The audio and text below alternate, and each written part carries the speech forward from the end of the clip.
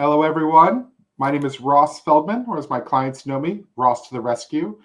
This is the IT On Call podcast, and we're on with Tara McAlister of Catapult. How are you doing today, Tara?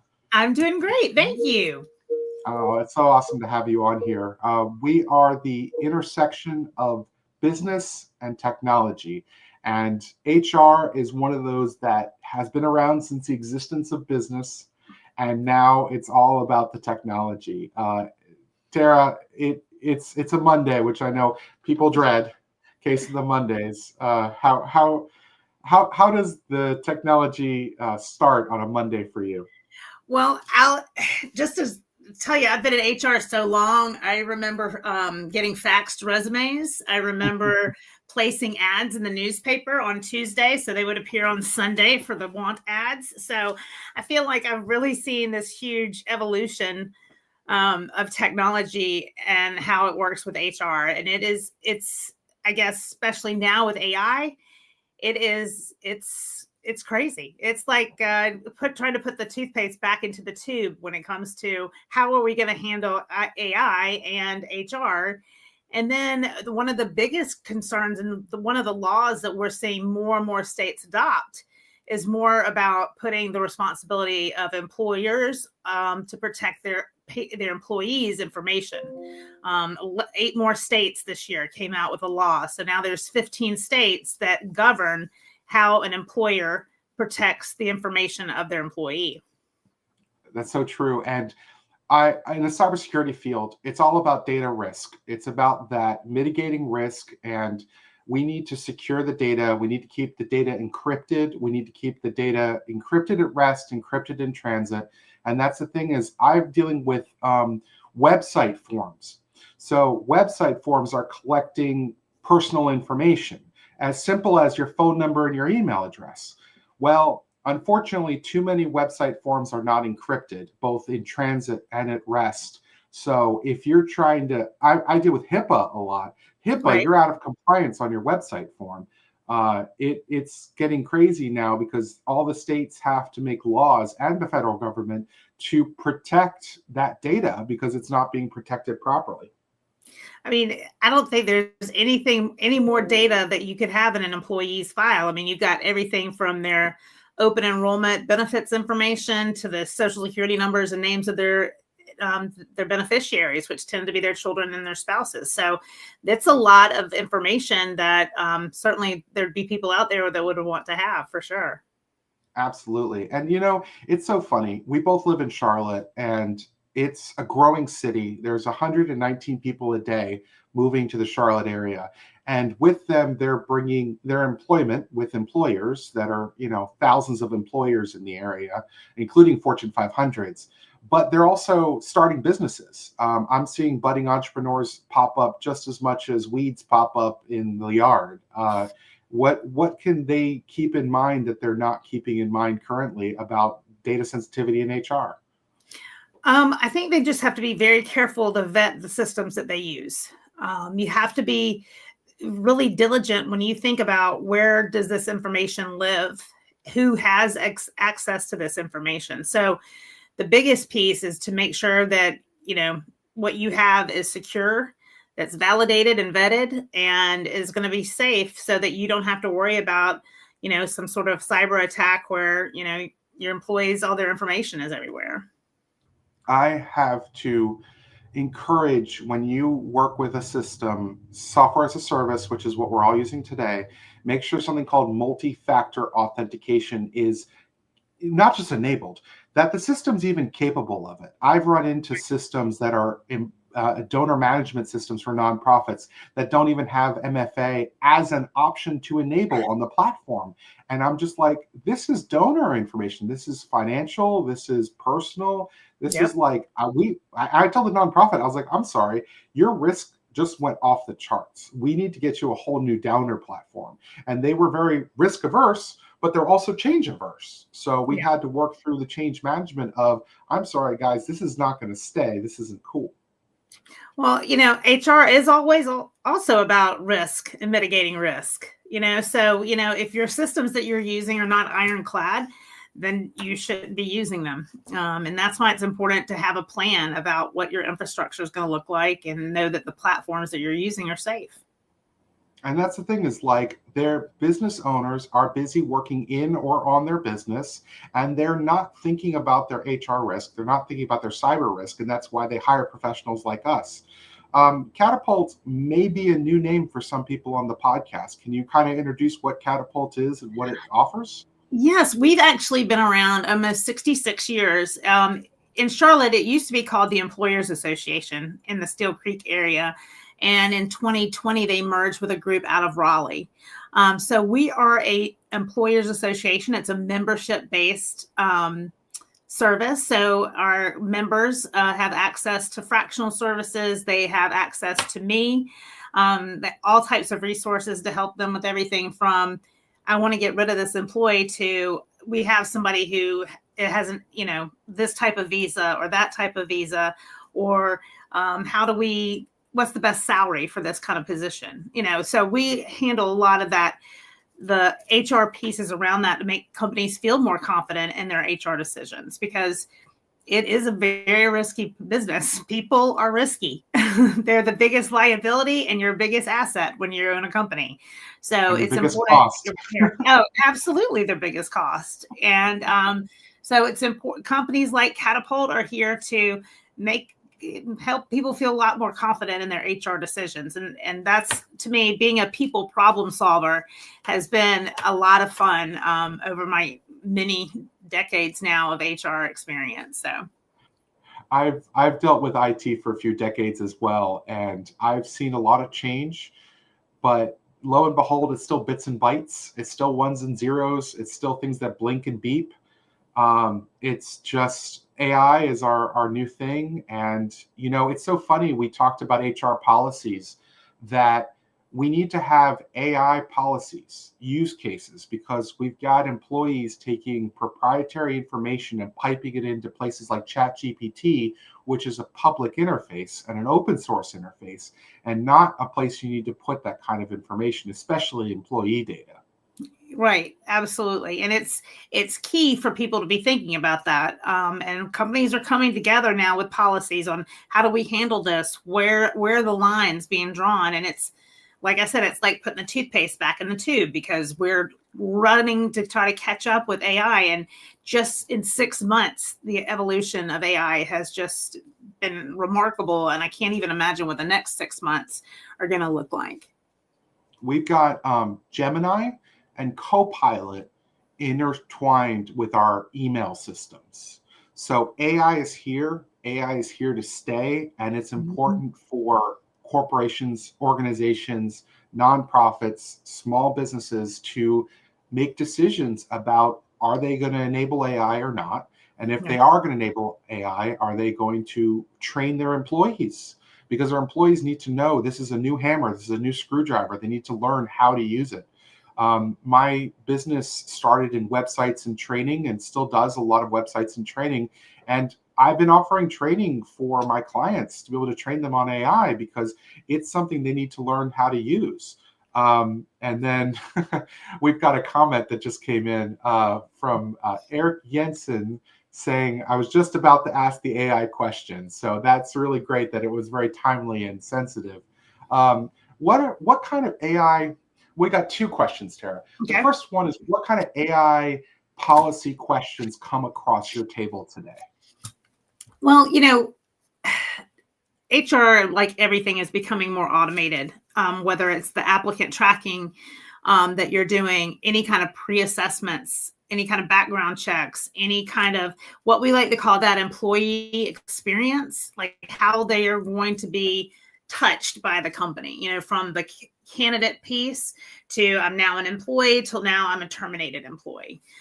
So really what we're seeing is, how do we use AI to automate processes like benefit enrollment? How do we automate and use AI to make the learning and development portion of an employee experience better and more intuitive of what employees are looking for? How do we use AI in some sort of wellness or mental health assistance for our employees? How do we use chat bots? What if our employees are using chat bots to answer other people outside the company? What are the limits? What do you do? So, really, like I said, I think a lot of people were trying to run to catch up to figure out where the risks, and educating is step number one. We've got to let people know, what does an open platform mean on chat GP or whatever? What does that mean? Who has access to that information? A friend of mine suggested recently, I use a AI, and I would put, tell me about me. And it was crazy what it told me about me, about like, oh, you love HR and you love helping people and you love educating, and it was, I was like, oh my God, that feels like there's somebody out there that knows about me, and I've been giving them the information. Right. I mean, I was like, hey, here's my social security number. It's hard to believe. And that's so funny that you say that, because I use AI on the podcast. I wrote a podcast description for StreamYard, which pushed it out to the 3 platforms, Facebook, LinkedIn, and YouTube, that we live stream on. And I just said, look up Tara McAlister, HR Catapult, and then write a description. And it Googled you. And that's the thing, is we used to Google ourselves 10 years ago. Now the system is Googling us, right? Right. We've got another question that came in. I'm going to go ahead and show that. Is there a risk that AI could give improper or misleading responses to employees? Do you know much about that that sort of problem? Yeah, I have actually have some peers that work for large companies, and they have chat bots to answer questions like on open enrollment or benefit questions.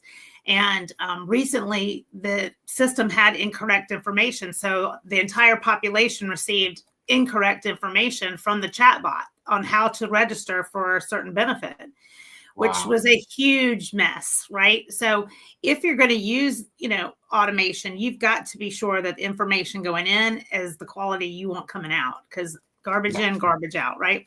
Garbage in, garbage out. God, that's such a mantra. I needed it to do a Facebook post for me, and it wrote it in first person, but I was not posting it from my personal profile. I was posting it from the IT On Call podcast page. And so it doesn't make sense to say I and I'm and I. It would make more sense to say we and us and our. So I had to, well, first I told it, and then ChatGPT just gave me more garbage. I was like, you know what? I'm just going to do this myself. But I do use ChatGPT to do that initial draft, because it saves me that time. And I get writer's block. You give me a blank canvas, I don't know what to even start with. But if you give me the Mona Lisa, I can make it even prettier. So it definitely works that way. Yeah, I use it a lot to clean up emails, or to rephrase things, especially if I'm trying to help someone think through something, try to give them those trigger points to think about, those talking points. I find it really helpful for them. I'll say, well, I want to make my statements a little bit more strongly worded, and it goes in there and makes it sound better for me. So yeah, it's great. Yeah. It's a great tool. It's a scary tool. It is. And I love that you brought up prompts. So what we used to do is Google searches, which were one way. Prompts are something completely different. You need to have context and be verbose. You need to say, my audience is HR professionals in the Charlotte area between the ages of 35 and 60. Those levels of detail actually make the responses that come from AI even stronger. So the more context, and that's the thing, is ChatGPT remembers our conversation. So it knows I'm Ross Feldman with this phone number and this email address. So when it writes an email, it puts that signature automatically in the response, because it knows who I am. And so it starts to learn, and it keeps a memory. But it also does this thing called daydreaming. And they're still trying to figure out what daydreaming is, where it comes up with these weird responses that weren't even in context. And it's like, where did this come from?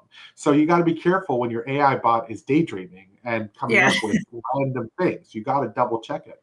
Yeah, definitely. It's so funny. We're talking about AI and technology, but to be honest, the way we met was networking. networking here in Charlotte. And it's so funny that we've been networking pre, mid, post COVID, and how much networking has changed. And I just like, you're the networking maven. I just like every single post on LinkedIn isn't about Catapult or HR. It's about, here's the next networking opportunity. How did you get started? Do you remember when you started in networking? It's really funny because I was in a traditional HR role for a long time and then moved into kind of a business development role with the previous company. And so I was like, I've got to get out there and meet people. I've got to have relationships. I got to get out there and find out who I want to talk to. And so I just started going out and said, okay, here's some good ways to do it. Here are the not so good ways to do it. People that will go to, 50 different events. And you're like, wait, why don't you specialize on which events you want to go to? So like if you're, I always give this example, if you're looking to interact with people that are in the restaurant business, you're not going to go to B&I. You're not going to go to, so you're going to go to the hospitality association meetings, right? Or if you're going to be working with construction companies, you want to be a part of NAWIC, or you want to be, find those very specific groups to go out. And then also making sure it's a dating thing, right? You don't want to say like, I want you to meet my mom right after you go to one event together, right? So you don't want to spam people on LinkedIn with, so great to meet you today. So what's it going to take to put you in an HR service today? You're not it. And I hate that. I absolutely hate that. And, over the years of just being around, I'll have people say, oh, I really would appreciate your help. And by the way, here's what I'm selling. Who do you know that wants to buy my product? I'm like, that's not my job. That's your job. So I think networking is a science. It's an art and a science. I really do enjoy we're a part of some of the same groups that I really, not only from a networking standpoint, but from peer-to-peer conversations, talking to other business owners, people that are doing their own thing independently. I learn a lot from them. And I think they come to me and say, hey, what would you do? And I can say, oh, this would be my idea. So it's a great way to exchange and grow professionally as well. And I love know, like, and trust. I think it's such a great mantra that people only work with the people they know, like, and trust. And the way they learn about them is they meet them in a networking group. And oh my God, please follow up, especially if you say you're going to follow up. Like, oh, I've been meaning to talk to you. Well, you haven't talked to me. Oh, right. I should follow up. Yes, you should. And that's so important to have that one-on-one time outside of networking. When you meet someone at networking, invite them to lunch or coffee or a Zoom call and find out more about them and their business and their passions. And they'll just open up to you. And that's the thing, is that I just don't see that enough. I don't see people following up. I see lots of people doing the 52 card game, and they're just handing out their cards. And it's like, no, you need meaningful connections. And that's what the whole point of networking is all about. To be honest, go ahead. I think it's, to me, like it's building relationship. It's like dating, you want to, I can specifically think about 3 or 4 people right now that I know that once I met them, I was like, this is somebody that I want to develop a relationship with, whether it helped me in business or not. And it helped me in business. It was also on a personal level, but I wanted them to know who I was. And that way they would feel comfortable referring me. But also I wanted to know them because, like I said, if I'm going to send my family member to you, and he's going to start a new company and they're needing an IT assistant, I want to know that Ross is going to kick butt. He's going to do such an amazing job for you. I'm going to put my name on Ross, right? So I don't ever want to refer out to people unless I've used them. I have trusted experiences with them. People say, I see you tag all these other people, but you don't tag me. And I'm like, well, you know what? Let me tell you why. And I've had honest conversations with that. But if you get to know me, I get to know you, and someone's looking for someone to do what you do, of course, I'm going to put my name on you. I'm going to follow up. That's true. And when we met at that networking event, I learned about Tara's newsletter, which I fell in love with when I got it. So just to tell the audience, Tara's newsletter was a newsletter that lists all the networking events that are happening in the Charlotte area. And when you say there's a lot doesn't describe it. It's over 100 individual events every month. There's only 30 days in the month. It's impossible to go to the number of events that are on your list. You have the new iteration of it, the networkingnewsletter.com, but how did that get started? It was very innocent. I'm trying to be as organized as I can be. So when I was in that business development role, I would look at like the last week of the month, and I would plan every networking event that I was going to go to for the next month. Where did I need to be? Who did I want to find? And I started just organizing myself. And so I, with a couple of my peers who were doing the same thing, we were working with Insperity. I said, all right, here's all the events I found for the month. I'm going to go to these. You guys can go to those, so that we didn't all hang out together, right? That's how it all started. And divide and conquer. Yeah.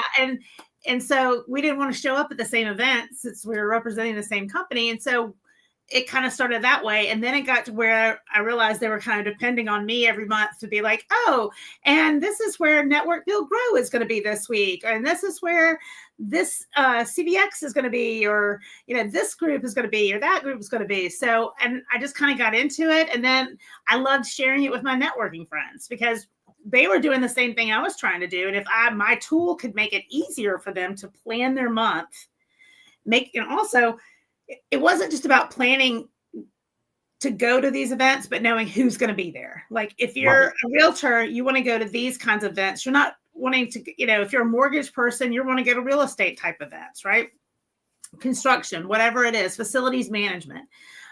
So I wanted people to realize that going to a networking event is step one, but making sure it's the right one is the most important step, because you don't want to be in a group where nobody's ever going to use you and you're not going to be needed. Right. Right.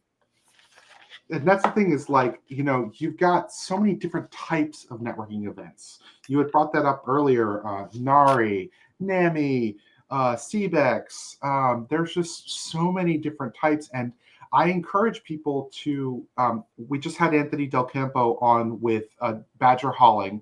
And I told him, I was like, you need to go to the Hospitality and Tourism Association because they're in need of your services. And so he's going to go to the next meeting. I went to the last HTA meeting, and it was a room of 300 hotels and restaurant owners and all sorts of, people in the industry. It was who's who in the room, and it was a free event. That was the coolest part. It was free.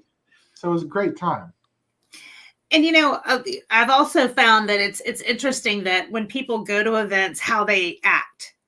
Like if you came to sit with everybody, you're not getting the full advantage of it. Absolutely. One of the games I like to play is I pick a wing woman or a wingman.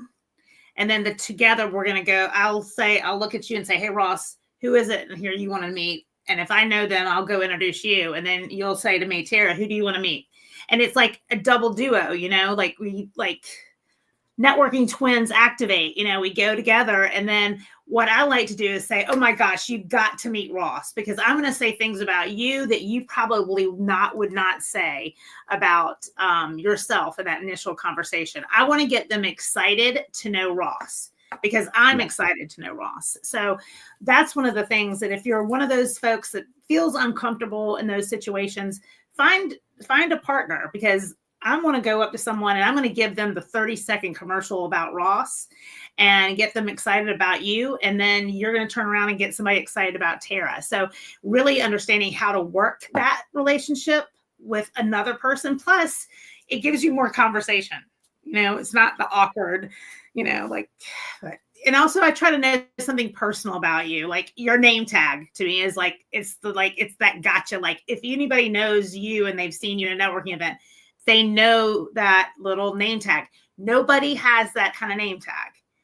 And then Ross to the rescue. I mean, to me, it's almost like it should be a character. It's just, it just fits everything about you. And so that's when I meet people, I want to share that kind of connection, so that when you start to have conversations and somebody was like, whew, Tara, she's a lot. So tell me, Ross, tell me about you, and that way it's a little bit easier for you to say, oh, well, I've been doing this, and this is where I'm really strong. This is what I like to do. This is how I help. And that's kind of the way I like to go about networking. I like to hopefully know somebody in the room and talk with them, and then ask them the question, who do you know in the room, so you can introduce me? When people walk into a networking event, I try to be closer to the front door while I'm talking to people, and I try to glance over and smile at them, and then introduce them to the person I'm talking to. I just met the person a minute ago, but I have a couple facts and I can introduce them, get the three of them talking. If I have to step away, the two of them can keep talking. And I like to be that host, even though it's not my event. I just tend to do that because I enjoy doing that. I want to be the one you say, oh, Tara, she knows somebody that blah, blah, blah.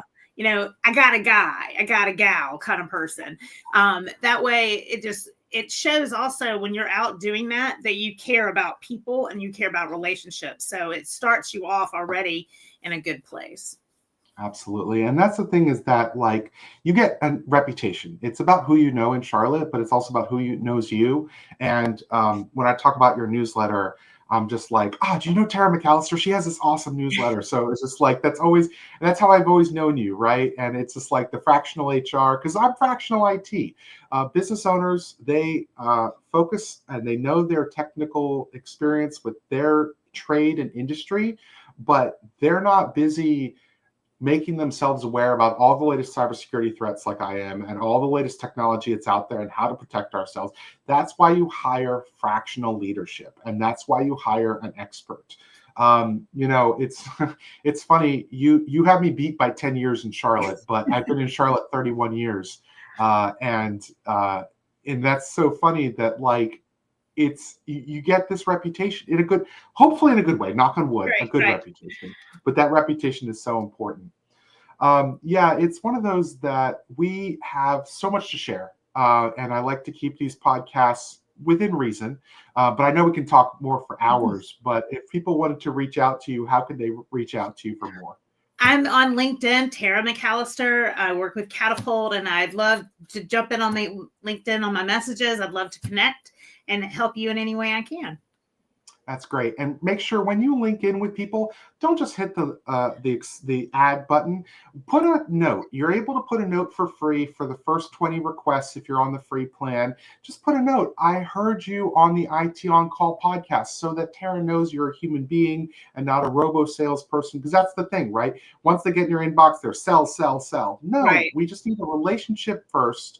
We need to take me out for a date, take me out for dinner, right? It's that dating relationship first before you try to sell me hard on your product. And if I love you, I'll buy your product. Put a ring on it. But it's one of those. It's just as you said, networking is like a relationship, and hopefully you need a therapist and relationship advice and marriage counseling or whatever. But we definitely, it's all out there. If you want to reach out to me, I'm available at scheduleross.com. That's my bookable calendar. You can buy coffee. We can get a bite to eat. We can do a Zoom call. My calendar is open to all my clients and all of the prospects. Or join us for a networking event. Join us for a networking. Come and join us. Oh my gosh. Come on, join hit up the networkingnewsletter.com and sign up. Yeah. And we put on there, Ross will be at, Tara will be at, right on the newsletter, so you know where we're going to be at. And come network with us. Awesome. Well, thank you, Tara. I appreciate your time today. I know you're a busy person, and I know the audience appreciated all the little HR nuggets, and I'm hoping that they're hungry for more. Well, thank you, Ross, for the opportunity. I appreciate it. Awesome.